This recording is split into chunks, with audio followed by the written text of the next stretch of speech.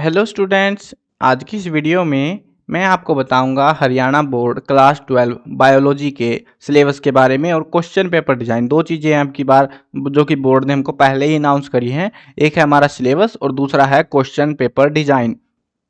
इस वीडियो में हम दोनों टॉपिक्स के बारे में पढ़ेंगे। ठीक है, चलो शुरू करते हैं। मैं हूं अजय और आप देख रहे हैं सीसीएल क्लास। लेकिन वीडियो शुरू करने से पहले बता दूं, अगर आपको बायोलॉजी के अलावा बाकी टॉपिक्स और इसकी भी इवन आपको पीडीएफ डाउनलोड करनी है पीडीएफ में, तो वेबसाइट बता देता हूं cclchapter.com।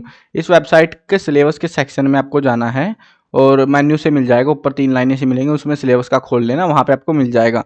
और उसमें जो है ना, वहाँ से आप पीडीएफ जो जो सब्जेक्ट की चाहिए आपको वो डाउनलोड कर सकते हो। ऑप्शनल सब्जेक्ट या जो भी आपने ले रखे हैं एडिशनल सब्जेक्ट, वो भी आपको उनका सिलेबस वहाँ से पता लग जाएगा। और अगर आपको वीडियोस ही देखनी है तो डिस्क्रिप्शन में पहला ही लिंक है प्लेलिस्ट का, वहाँ से देख लेना। अब शुरू करते हैं बायोलॉजी के टॉपिक को। पहले तो बता देता हूँ सिलेबस के बारे में। सिलेबस आपका पूरा है, कुछ भी रिड्यूस्ड नहीं है अब की बार में। ठीक है, अब खुशी मनाओ यार, पहले भी इतना ही था, अब टेंशन मत लो तुम, पिछले साल भी इतना ही था। अब देखो यहाँ पे पूरा हमको इंस्ट्रक्शंस दी गई हैं जो कि जरूरी हैं, और कुछ अच्छी चीज़ें भी बताऊंगा, बेनिफिशियल चीज़ें आपके लिए। अब यहाँ पे आपका जो है एक तो एनुअल एग्जाम होगा, क्योंकि बातें उठ रही हैं सेमेस्टर सिस्टम या उनके बारे में, तो ऐसा कुछ भी नहीं है। एनुअल एग्जाम होगा आपका मार्च 2024 में ही। ठीक है, बीच में कोई ऐसा मेन एग्जाम नहीं है। हाँ, ये तो रहेगा आपका कि आपके बीच में यूटी होंगे, हाफ ईयरली प्री बोर्ड वगैरह एग्जाम होते रहेंगे। एनुअल एग्जाम होगा जो कि थ्योरी का होगा, वो 70 नंबर का होगा आपका। Where practical exam will be of 30 marks, 30 number का होगा प्रैक्टिकल एग्जाम। अब 15 marks for each for external and internal examination, ये दो टाइप के एग्जाम होंगे, इंटरनल भी एक्सटर्नल भी। कुल मिलाकर आपके 30 नंबर रहेंगे, सीधी बात ये है। और therefore the total annual evaluation 70 + 30 will be of 100 marks. अब यहाँ पे कंफ्यूज नहीं होना, बहुत सारे स्टूडेंट कंफ्यूज हो गए होंगे कि 20 नंबर तो सर असेसमेंट के लगते हैं। हाँ, आप बिल्कुल सही हो, लेकिन इस वाले सब्जेक्ट में आपके असेसमेंट में वैरी करेंगे। 15 नंबर रहेंगे और 15 नंबर आपके रहेंगे जो है बीच में जो प्रैक्टिकल वगैरह प्रोजेक्ट वगैरह होंगे उन चीज़ों के। कुल मिला के 70 नंबर का तो पेपर होगा, वो 70 नंबर लगेंगे आपके उनमें से। ठीक है, बाकी गेम 30 नंबर पे। जितने बीच में स्कूल में जो भी एक्सपेरिमेंट प्रैक्टिकल एग्जाम वगैरह सब कुछ चलेगा, वो 30 नंबर के अंदर रहेगा आपका। तो इसीलिए फाइनल एग्जाम पे ज़्यादा ध्यान देना तुम कंपेरेटिवली बीच के एग्जाम में। हाँ, ऐसा नहीं है कि बीच में पढ़ ही नहीं रहे, पढ़ना है बीच में भी। ठीक है, अब देखो प्रैक्टिकल्स के अंदर इन्होंने क्या क्या बोला हमको, कैसे रहेगा। देखो, इंटरनल एग्जाम बोल रहे हैं ये लोग, इंटरनल एग्जाम के 15 नंबर है, एक्सटर्नल के 15 नंबर है। तो वो कैसे हैं वो समझो तुम। 15 नंबर है इंटरनल के, इंटरनल असेसमेंट वाले जो होते हैं, जिसमें से देखो वेटेज ऑफ मार्क्स 4 मार्क्स के सेट रहेंगे, 2 मार्क्स के हाफ ईयरली टेस्ट होंगे, 2 मार्क्स के प्री बोर्ड होंगे और 2 मार्क्स अटेंडेंस और क्लासरूम पार्टिसिपेशन के होंगे। यानी कि बाकी सब्जेक्ट में जहाँ 5 नंबर है इस चीज़ के, वहीं पर इस सब्जेक्ट में आपको अटेंडेंस के कम नंबर दिए गए हैं थोड़े से, तो थोड़ा सा बुरा लग सकता है आपको कि भैया स्कूल में, वैसे तो जाना ही है स्कूल में। तो इस प्रकार से प्रैक्टिकल फाइल या रिकॉर्ड बनाने के 3 नंबर रहेंगे आपके, प्रोजेक्ट रिकॉर्ड बनाने के 2 नंबर रहेंगे। तो इस प्रकार से आपके टोटल 15 नंबर बनेंगे यहाँ से असेसमेंट के। अब ये चीज़ें ध्यान देने की, ये 15 में से मेन जो है ना 10 नंबर आपके जितने भी यूटी होंगे, प्री बोर्ड होगा, हाफ ईयरली होगा, जितने भी पेपर होंगे आपके बेसिकली स्कूल के अंदर, तो वो आपके स्कूल में ही, तो वो सारे 10 नंबर के अंदर में आ जाएंगे। भले ही 20 नंबर का यूटी चल रहा हो, 60 नंबर का प्री बोर्ड हाफ ईयरली चल रहा हो, कोई मैटर नहीं करता। उनमें से परसेंटेज निकाल के आपके नंबर दिए जाएंगे और उसके हिसाब से ही आपको जो है 10 नंबर बनेंगे टोटल नंबर मिला के फिर। ठीक है, तो ध्यान रखना इस चीज़ का। कहीं तुम सोचो कि वहाँ फैल तो फैल ही हो गए, ऐसा नहीं है। अब एक्सटर्नल एग्जाम देखो तो एक्सपेरिमेंट कराए जाएंगे, दो एक्सपेरिमेंट कराए जाएंगे, 4.5 नंबर का एक एक्सपेरिमेंट रहेगा। एक्टिविटी होगी, एक सिलेबस से एक्टिविटी होगी, एक्टिविटी के बारे में हम पढ़ेंगे आगे, तो 3 नंबर की रहेगी। उसके बाद वाइवा वो यानी कि आपसे जो है कुछ क्वेश्चंस वगैरह पूछे जाएंगे एक्सपेरिमेंट पे, एक्टिविटी वगैरह के रिगार्डिंग, तो वो चीज़ें 3 नंबर का रहेगा। और ऐसे 15 नंबर आपके बनेंगे प्रैक्टिकल एग्जाम है, या एक्सटर्नल एग्जाम जो कह रहे हैं ना, प्रैक्टिकल एग्जाम जो बोलते हैं आप लोग, तो वही चीज़ है। ये 30 नंबर का रहेगा आपका, 70 का पेपर है, तो ऐसे 100 नंबर बन जाएगा। अब बायोलॉजी में इन्होंने हमको टॉपिक्स दे रखे हैं कि ये टॉपिक्स आपके, अब की बार इन्होंने पता नहीं क्या मूड में आया भाई, हिंदी मतलब इंग्लिश वालों के लिए तो पीडीएफ दे दी, हिंदी वालों की बनाई नहीं इस वाले पोर्शन से। बाकी तुम समझ लो पूरा जो टॉपिक है, जितने भी सिलेबस है यार, जितनी किताब, एक ही किताब आपकी, पूरी किताब में से ही क्वेश्चन पेपर आएगा आपका। ऐसा नहीं है इधर उधर से कहीं कहीं से आएगा, पूरा ही आएगा, कुछ रिड्यूस वीड्यूस नहीं है खास तौर पे। ठीक है, अब यहाँ पे इन्होंने टॉपिक भी बता रखे कि ये चीज़ें आप पढ़ सकते हो यहाँ पे इस टॉपिक से, अलग अलग टॉपिक्स में से इन्होंने बता रखा हमको ये चीज़ें।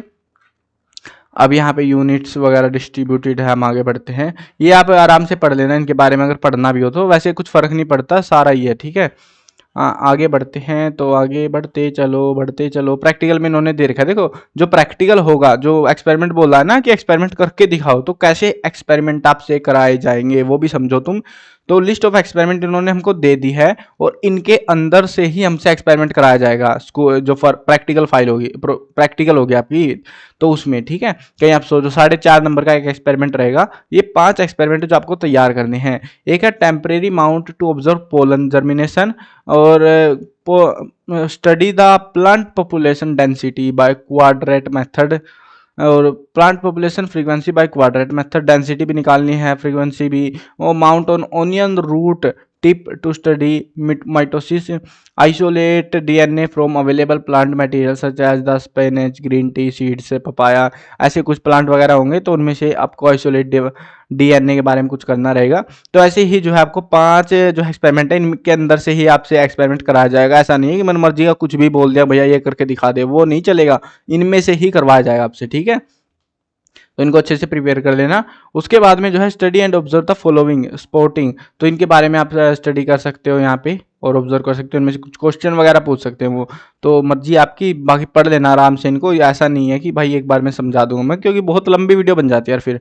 अब देखो मंथ वाइज सिलेबस डिस्ट्रीब्यूशन दे रखा है, ये जरूरी है जानना। वैसे टीचिंग प्लान है ये, लेकिन टीचिंग प्लान के बजाय हमको टीचर्स के कंपेरेटिवली हमको ज़्यादा काम आता है। क्या काम आता है अब समझो तुम, जब भी यूटी होगा, जिस भी मंथ में होगा आपका, उससे पहले का सिलेबस आएगा, ठीक है। 2 यूटी, जैसे मान लो पहला यूटी हो गया, तो पहले यूटी और फिर दूसरा यूटी हो रहा है, दूसरे यूटी में पहले यूटी जहां जब हुआ था उसको मार्क आउट कर लेना, उसके बाद से जितना पढ़ाया गया उसमें से दूसरा यूटी आएगा, ठीक है। तो ये टीचर्स तो कभी कभी क्या करते हैं, पूरा सिलेबस पढ़ाते नहीं है, यूटी बाहर से बन के आता है आपका, स्कूल वाले नहीं बनाएंगे, अब की बार बाहर से बन के आएगा। वैसे आपका 11th में भी शायद बाहर से ही आया होगा, स्कूल बोर्ड साइड से, अब की बार भी वैसा ही रहने वाला है, बोर्ड साइड से आएगा बन के, अगर नहीं आया था तो आएगा, ठीक है।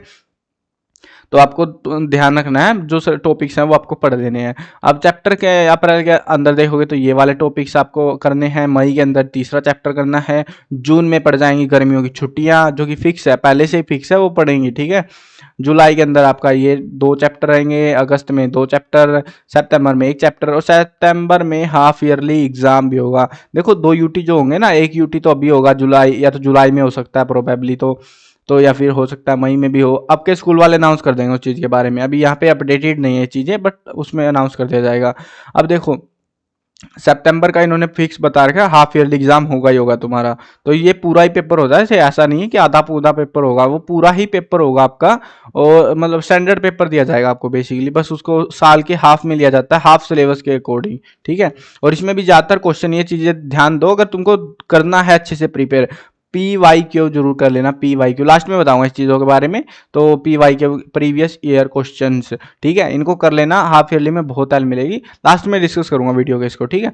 अब यहाँ पे देखो चैप्टर 9-10 अक्टूबर में आपको करना है, फिर नवंबर में ये जो है आप जो बचा हुआ कंटेंट था 10th चैप्टर का वो करना है, 11वां चैप्टर करना, 12वां, और जनवरी में 13वां चैप्टर आपको करना है, क्योंकि दिसंबर में छुट्टियां भी तो पड़ती हैं जाडो की, तो वो इसीलिए एक चैप्टर कराने, आप शायद 15-20 दिन की छुट्टियां भी पढ़ सकती हैं जाडो की। उसके बाद में फरवरी में रिवीजन, मार्च में पेपर हो जाएगा आपका, तो वो चीज़ें हैं। अब यहाँ पे मंथ वाइज प्रैक्टिकल सिलेबस भी इन्होंने देखा कि इस महीने में ये टीचर्स को प्रैक्टिकल्स करानी है, ठीक है। अगर टीचर नहीं करा रहा तो बोल दो टीचर को कि सर प्रैक्टिकल करा दो, हमारी ये वाली प्रैक्टिकल सिलेबस के अंदर आ चुकी है, ठीक है। अब यहाँ पे बता रखा है, देखो यहाँ पे नोट दे रखा हमको, सब्जेक्ट टीचर, मतलब जो टीचर्स है जो पढ़ा रहे हैं उनको सलाह दी जाती है to direct the student to prepare notebook of the terminology definition words used in the chapter, जो मेन वर्ड्स है ना, फोकस्ड वर्ड है, उनके रिगार्डिंग नोट बुक प्रिपेयर करने के लिए सलाह दी गई है, बोला गया है। अब वो मैं नहीं कह सकता भाई टीचर नंबर लगाएगा नहीं लगाएगा, वो टीचर की मर्जी है, बाकी होता तो नहीं है इनके नंबर वंबर तो कुछ होते नहीं है, ठीक है। तो अब दूसरी चीज़ इन्होंने बोली है कि NCERT text book present information in the box across the book. आपने बुक पढ़ी है एनसीईआरटी की, 11th में पढ़ी थी, आपने देखा होगा बुक के साइड में ऐसे डिब्बा सा दे देते हैं, डू यू नो, है ना, ऐसे करके दे देते हैं, फैक्ट दे देते हैं, बहुत सारी चीजें। तो ये लोग बोल रहे हैं कि उसमें से जो पोर्शन है ना, जो इन्फॉर्मेशन बॉक्स के अंदर दी गई है। These help student to get conceptual clarity, उनके कंसेप्ट क्लियर करने में हेल्प करता है, लेकिन इनमें से जो है would not be assessed in the year and examination, इनमें से क्वेश्चन एग्जाम में नहीं आएगा।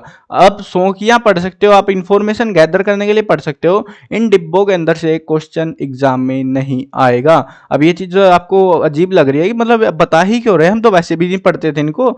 देखो बहुत बार प्रीवियस ईयर एग्जाम्स में ऐसा हुआ है, डिब्बों में से पोर्शन में से क्वेश्चन आया है, मैंने देखा है। जो कि मैं खुद प्रिपेयर कर रहा था हिस्ट्री का एग्जाम, और उसके अंदर मतलब अपना नहीं पढ़ाने के लिए, और उसमें जो क्वेश्चंस आए थे वो डिब्बे में से पूछ रखे थे इन्होंने, जो कि मेरे को अजीब लगा, भैया डिब्बे में से पूछना नहीं चाहिए था इनको। अब की बार इन्होंने क्लैरिफाई कर दिया है कि डिब्बे में से कुछ भी नहीं आएगा। अगर साइड में डिब्बा विब्बा लकीरे वकीरे खींच के बना रखा है ना, एनसीईआरटी की बुक लाओगे तो तुम्हें पता होगा, अब इधर उधर की उठा लाओगे कुछ भी तो क्या ही पता होगा।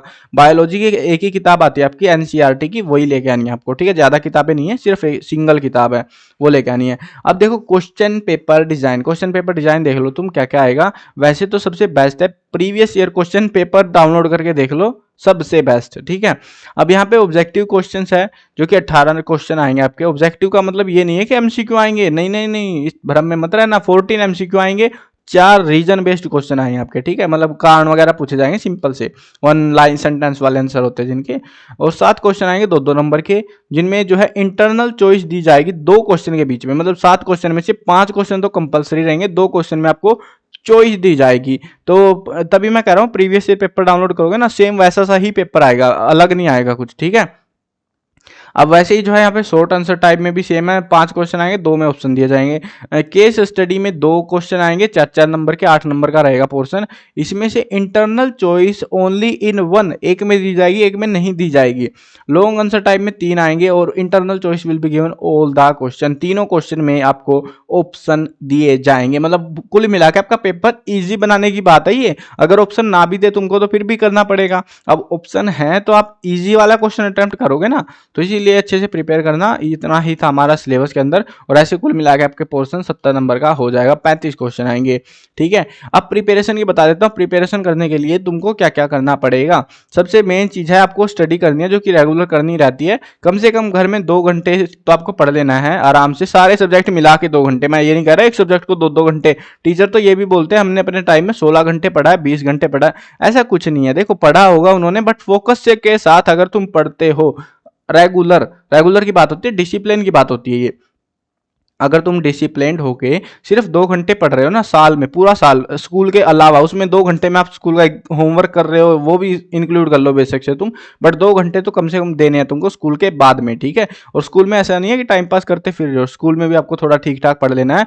90+ तो आपके ईजिली आ जाएंगे, कोई मुश्किल काम नहीं है। अब उसके बाद में जो है ये पढ़ना है, जो कि हेल्प करेगा। अब पढ़ने का भी एक अपना नजरिया होता है, PYQ उठा लेना सबसे बेस्ट है। जैसे ही टीचर सिलेबस करवाए, previous year question paper download कर लेना, वेबसाइट पे मैंने अवेलेबल करा रखे हैं, ताकि आप जैसे स्टूडेंट जिनको लेजिटली पढ़ना है उनकी मदद हो सके। cclchapter.com नाम वापस से बता दे रहा हूं इसके, इसमें जो है प्रीवियस ईयर क्वेश्चन पेपर के नाम से फोल्डर मिल जाएगा। वहां पर जितने पेपर हैं, उसके अलावा इस वेबसाइट के अलावा आपको कहीं भी पूरे इंटरनेट पे इतने सारे पेपर इकट्ठे नहीं मिलेंगे। कहीं पे आपको 1 साल का मिल गया, दूसरे का नहीं मिल रहा, दूसरे का मिल गया, तीसरा नहीं मिल रहा, 1 साल में आधे पेपर मिल गया, आधे नहीं मिल रहे। इस वेबसाइट पे जितने अवेलेबल थे आज तक के, मैंने इसको जहां तक से भी इधर उधर से अरेंज कर पाया, मैं मैक्सिमम पेपर आपको इस वेबसाइट पे अवेलेबल करा रखे हैं। मैंने सिर्फ आपके लिए कराए हैं ये, मैंने हरियाणा बोर्ड वाले स्टूडेंट के लिए, ताकि आपके स्कोर में कोई दिक्कत ना हो। फिर बोलो कि सर हमको पेपर नहीं मिले, हम तो ढूंढ रहे थे, तो वो बहाना नहीं चलेगा फिर, ठीक है।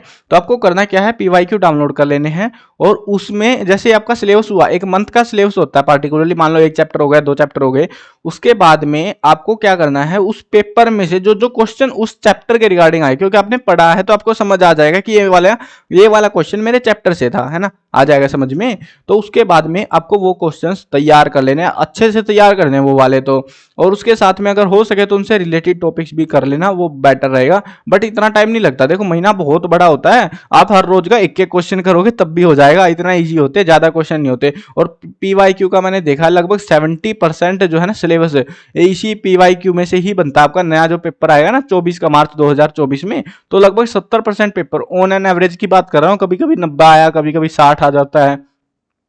70%, यानी कि लगभग मान लो 50 नंबर के आसपास का जो पेपर है ना आपका, वो PYQ में से ही बनेगा, प्रीवियस ईयर क्वेश्चंस में से ही। तो नंबर लाना आपके लिए इजी हो जाएगा। 70% तो ये मान लो आराम से आ जाएंगे अगर तुम ये सिर्फ यही पेपर कर ले। तो मैंने जितने पेपर अवेलेबल कराए 17 से करा रखे मैंने, 2017 से, तो ये सारे डाउनलोड करने हैं। ऐसा नहीं है कि मैं तो 21 से चालू करूंगा, मैं 22 से करूंगा, 17 से ही चालू करने हैं तुमको, ठीक है। तो बाकी मैंने लिखे भी हैं कुछ टॉपिक्स के रिगार्डिंग, तो कि आपको ताकि हेल्प आउट मिले। तो बाकी और भी डाटा, बहुत सारी चीज़ें हैं वेबसाइट पे, अपडेट करता रहूँगा मैं टाइम टू टाइम, ठीक है। चलो, आई होप समझ में आ गई होगी सारी चीज़ें, और इस तरीके से तैयारी करोगे तो स्कोर भी अच्छा हो जाएगा, क्योंकि बहुत सारे स्टूडेंट पूछते हैं, तो इसलिए मैंने बता दिया। चलो, मिलते हैं नई वीडियो में, बाय बाय।